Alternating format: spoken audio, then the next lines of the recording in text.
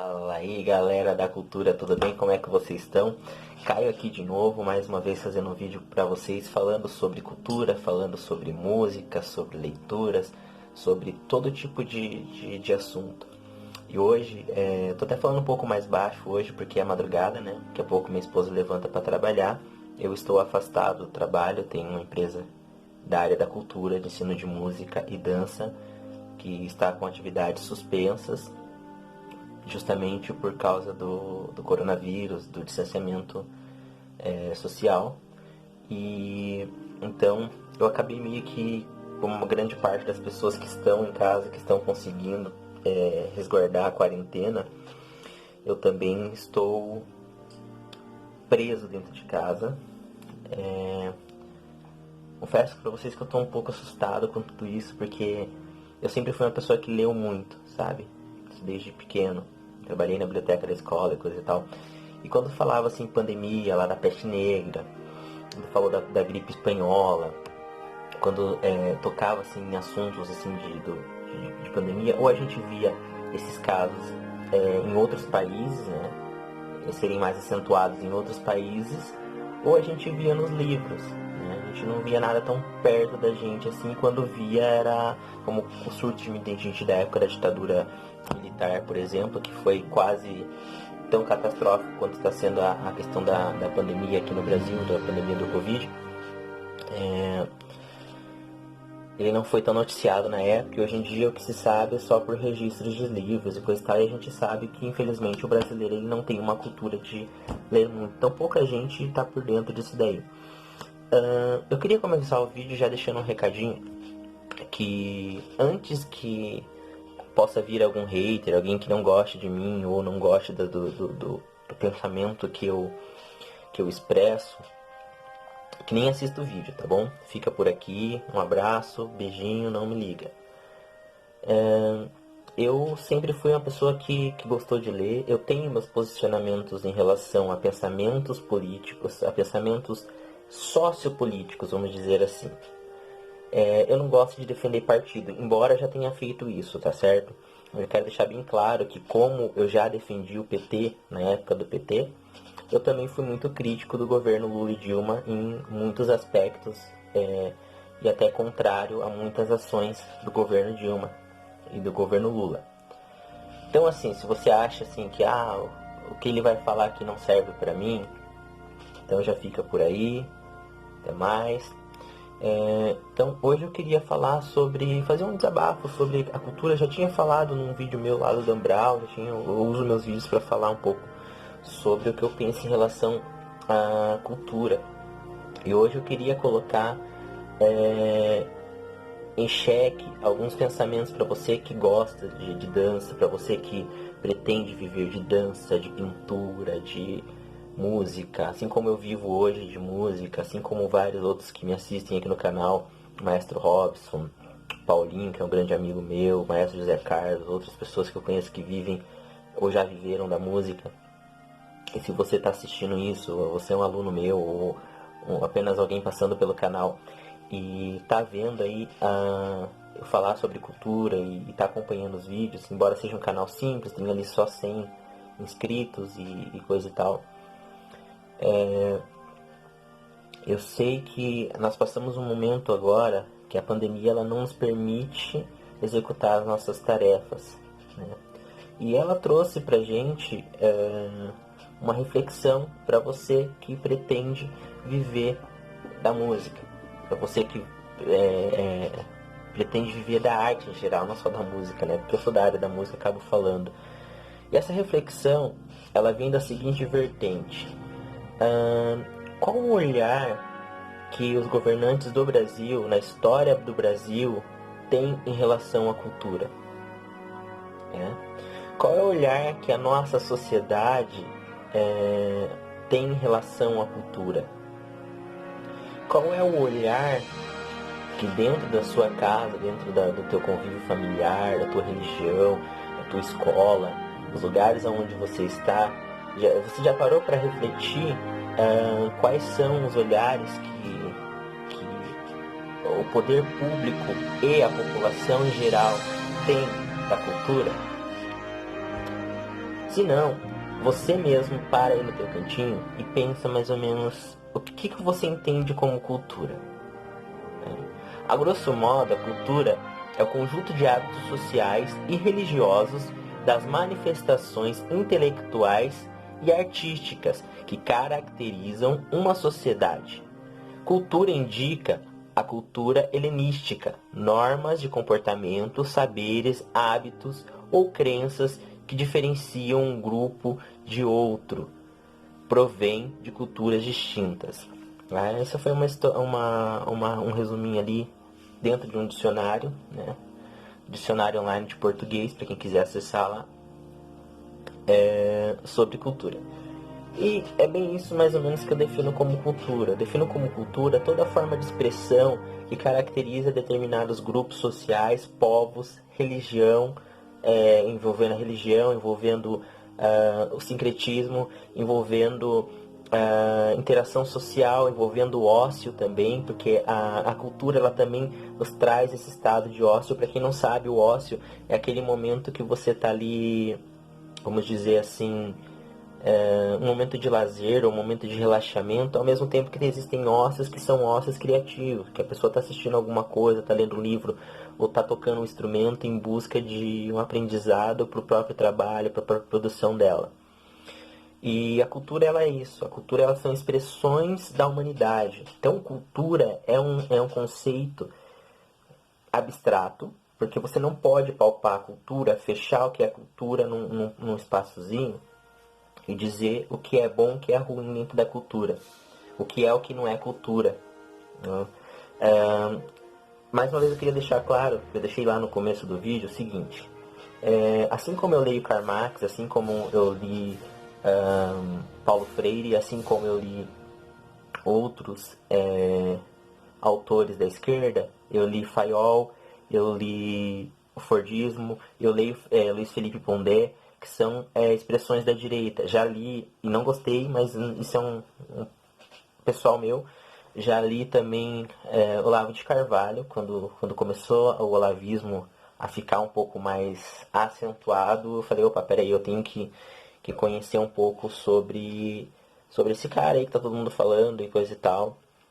E como eu falei ali, eu não gostei. E só vou dar uma explicação breve porque eu não gostei.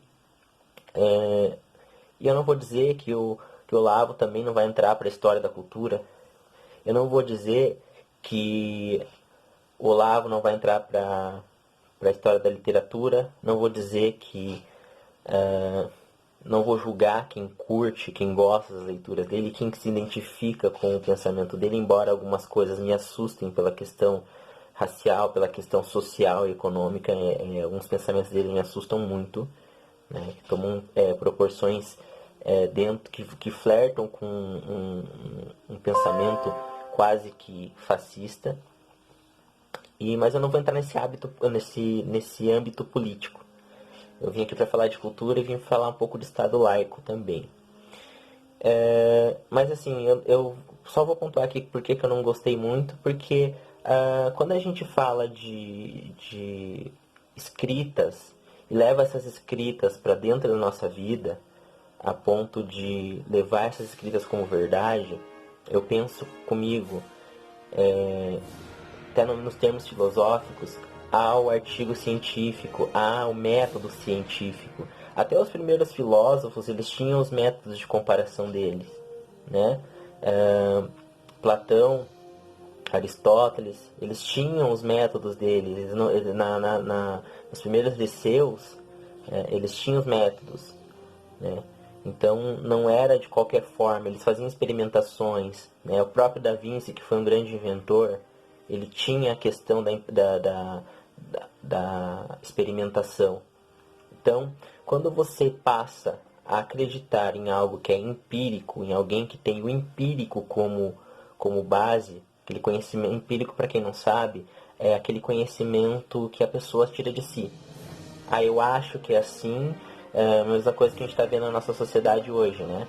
A OMS faz lá uma publicação dizendo que determinado remédio, não vou falar o nome, determinado remédio não tem comprovação de eficácia contra o tratamento do Covid. Aí alguém que tem um saber empírico, ou porque acredita em determinado político, ou determinada vertente política, vai lá e comenta: ah, mas eu acredito que cura. Quando você diz eu acredito, é diferente de quando você diz eu sei, eu prefiro. Carl Sagan tem uma frase maravilhosa que eu gosto muito: eu prefiro conhecer, eu prefiro saber a acreditar. Então, quando a gente fala de cultura, quando a gente fala de pensamentos filosóficos, porque o pensamento filosófico ele é uma área tão grande que ela entra desde a parte cultural até as partes científicas. E quando a gente entra nesse termo falando, não é eu acredito que, eu não gosto porque não é música de verdade, um determinado estilo musical porque eu não gosto. Já ouvi isso quando eu comecei a trabalhar aqui na cidade. Uma pessoa uma vez me disse assim: você dá aula de quê? Eu falei: eu dou aula de banda, né? Trompete, trombone, bombardino, saxofone, flauta, instrumentos de percussão. Aí tem a parte da dança das meninas lá, a baliza, corpo coreográfico, as bandeiras, os maiores de comando. E por aí vai. Aí a pessoa virou pra mim e falou assim: cara, você não toca sanfona, não toca violão, e aqui no sul é a tradição deles, né? Os fandangos, os estilos musicais que são relativos à utilização desses instrumentos. Eu falei: não toco esses instrumentos, não é a minha área de atuação. E ele falou assim: então não adianta, então você não é músico de verdade, então você não toca música de verdade. Falou bem assim, sabe? E isso me trouxe uma reflexão. Eu estava ali lembrando, hoje eu estava lendo um livro da faculdade sobre metodologias de arte, né, ensino de arte, desde da música até as artes, passando pelas artes cênicas, pela dança e terminando nas artes, nas pinturas, nos quadros e afins. E o método ali que a faculdade deu, o livro que a faculdade deu, ele é muito bom, tá? Depois eu coloco uma referenciazinha, faço um videozinho falando dos livros que eu tenho da faculdade aqui. E dentro desse método ele fala justamente sobre a gente respeitar o espaço da criança quando for ensinar cultura, quando for ensinar arte. Em nosso país hoje, nós estamos vendo uma questão política muito séria, onde o fanatismo que já é presente no brasileiro, o fanatismo brasileiro ele é muito presente em muitas áreas. Ele é presente no esporte, ele é presente no estilo musical, nos gostos musicais regionais ou não, e ele volta a ser mais presente, mais ativo na política. Porém, não estou falando mal, tentando convencer ninguém que esse ou aquele político é bom, mas o pensamento, no primeiro ponto deste governo que aí está nos apresentando, é justamente um pensamento contra o Estado laico, que é uma coisa que me assusta também, tá? E um pensamento também contra algumas expressões culturais. Lembro que o PT, quando o PT estava vigente ainda, teve algumas expressões culturais lá em São Paulo que o pessoal atribuiu ao PT porque foi no governo PT e os grupos teatrais captaram verbas públicas da Lei Rouanet, né, que foi o Macaquinhos. Todo mundo sabe o que é o Macaquinhos, tem quem não sabe quem é o Macaquinhos. Eu não vou falar para pesquisar porque eu tenho alunos menores também, tá? Não pesquisem, crianças, porque não é apropriado para o público infantil. E eles fizeram essa peça Macaquinhos lá em São Paulo e fizeram mais um outro espetáculo onde havia uma expressão de nudismo e uma mãe que fazia parte da trupe, levou a sua filha até lá e gerou uma polêmica danada que até hoje as pessoas atribuem ao governo PT. Não vou entrar nesse termo, tá? Vou entrar no termo do seguinte: o que é cultura ou não? Acabei de definir ali o conjunto de hábitos sociais e religiosos, manifestações intelectuais e artísticas. Ele não é só religioso, a cultura ela não é só voltada à religião, ela é voltada à sociedade, das manifestações intelectuais e artísticas. Para quem não sabe, eu não tenho religião, tá? E isso foi um problema para mim quando eu comecei a trabalhar aqui também. É uma cidade pequena, as pessoas têm bastante fé e coisa e tal, e muita gente se assustou quando eu falei que não tinha religião, que não tinha uma crença. E quando a gente fala de cultura para pessoas que não têm crença, quando a gente atribui cultura a pessoas que não têm crença, elas entram naquela definição, da definição ali, desculpa, das manifestações intelectuais e artísticas, tá? Porque geralmente quando a gente não tem essa vertente religiosa, a gente busca a ciência, a gente busca as manifestações intelectuais, poesia, filosofia, textos filosóficos que fazem críticas ou questionamentos ao existencialismo. E eu coloquei ali no início do vídeo que o vídeo seria sobre o Estado laico e a cultura. E aí isso me assusta, né? Quando o nosso querido Alecrim Dourado concorreu à presidência, um dos discursos que ele fez foi que o Brasil não era Estado laico coisa nenhuma. Pela Constituição, eu não vou lembrar agora o artigo, eu nem anotei aqui, mas pela Constituição brasileira, nosso Estado é considerado laico. Estado laico, para quem não sabe, e não adianta vir me dizer com o argumentozinho do Marcos Feliciano que o Estado é laico, mas não é laicista, que isso não cola não. A partir do momento que está decretado que o Estado é laico e acabou. Então, para quem não conhece, não sabe o que é o Estado laico, ou até o próprio laicismo, né, que ele fala que não é laicista, mas é laicista sim. O laicismo é uma doutrina que defende que a religião não deve ter influência sobre assuntos do Estado. Essa ideia foi responsável pela separação moderna entre a Igreja e o Estado e ganhou força na Revolução Francesa de 1789 a 1799. Portanto, podemos dizer que o Estado laico nasce com a Revolução Francesa. A Revolução Francesa é a mãe do Estado laico. E o Estado laico, pessoal, quando a gente fala separação entre a Igreja e o Estado, não quer dizer que o Estado vai perseguir a Igreja. Você que é evangélico, você que é católico, que é umbanda, o que quiser que você seja aí, for pastafariano, que é aquela religião que o pessoal criou lá nos Estados Unidos, lá, que é uma pasta voadora, lá, um espaguete voador. Não importa a religião que você seja, não importa a doutrina que você pregue, o Estado laico, ele te garante que o Estado não vai interferir na tua opção de religião. Você pode até dizer, não é uma opção, eu senti no meu coração, coisa e tal, a mesma coisa que vocês utilizam para denominar outras formas de expressão. Então, dá para dizer então que é o seguinte: o Estado laico, ele garante que você tem o direito de ter a sua liberdade de culto, sua liberdade de religião. E eu fiz esse vídeo pensando em um desabafo sobre a cultura e o Estado laico, porque eu sinto que tanto o Estado laico quanto a cultura, a livre cultura, ela está ameaçada, certo? E aí já que eu entrei naquele debate aí da questão das performances lá do macaquinhos, daquele homem nu e coisa e tal, eu tenho um questionamento a fazer. Na campanha do nosso querido, eu não vou lembrar o nome do cara agora, mas ele é dono de um dos maiores bordéis lá de São Paulo, Oscar alguma coisa. Ele foi um dos que endossaram a campanha e ninguém achou ruim. E dentro da casa que ele tem, na casa noturna que ele tem lá em São Paulo, ele diz que as moças fazem expressões culturais, elas dançam, né? Elas atendem um público masculino adulto na noite dançando. Eu, como eu disse, não vim aqui para julgar a cultura e não vou.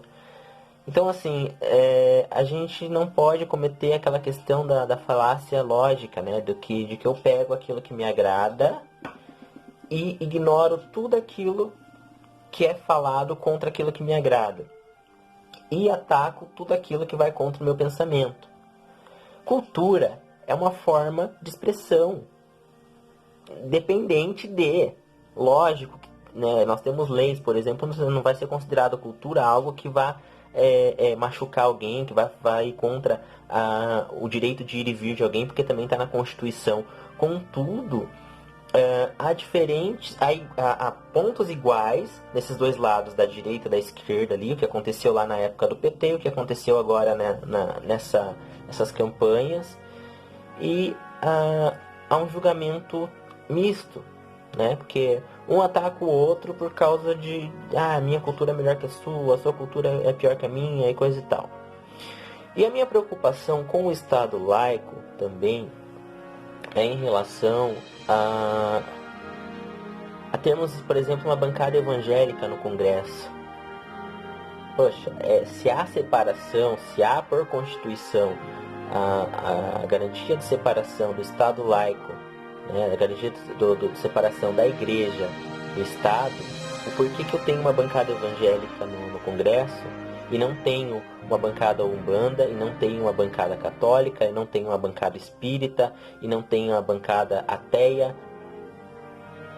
Se o Estado laico ele garante a liberdade de culto a todos, o porquê que a Igreja ainda interfere tanto na questão cultural, né? E aí a minha preocupação com a cultura, né? Expressei ali um pouco, o vídeo está ficando longo, daqui a pouco eu já vou encerrar. Eu não gosto muito de fazer vídeos muito longos, que não depois fica parecendo live, e é difícil de editar tudo. E aí que eu fico preocupado com a cultura, porque nós temos no Brasil uma diversidade cultural enorme, gigantesca. Somos imigrantes desde os escravos até os últimos.